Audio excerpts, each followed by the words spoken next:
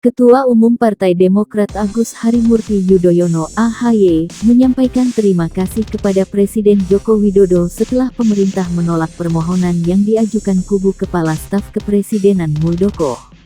Ucapan terima kasih itu ia sampaikan atas nama pimpinan, pengurus, kader, dan simpatisan Partai Demokrat di seluruh Indonesia.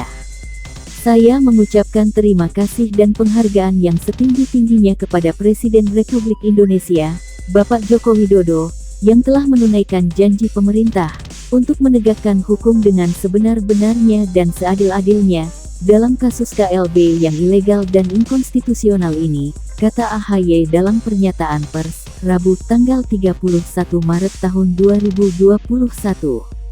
Penghargaan dan ucapan terima kasih itu juga ia sampaikan kepada Menteri Koordinator Politik, Hukum, dan Keamanan Mahfud MD, Menteri Hukum dan HAM Yasona Laoly, Kapolri Jenderal Pol Listio Sigit Prabowo, jajaran Komisioner KPU, dan jajaran Kementerian Hukum dan HAM.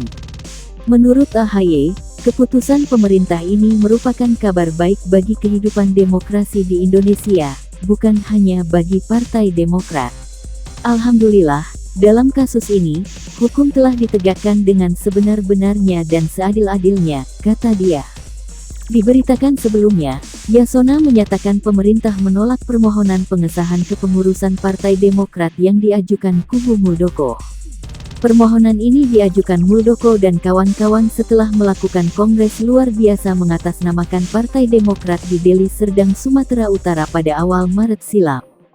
Pemerintah menyatakan permohonan pengesahan hasil Kongres Luar Biasa di Deli Serdang, Sumatera Utara tanggal 5 Maret tahun 2021 ditolak, ujar Yasona.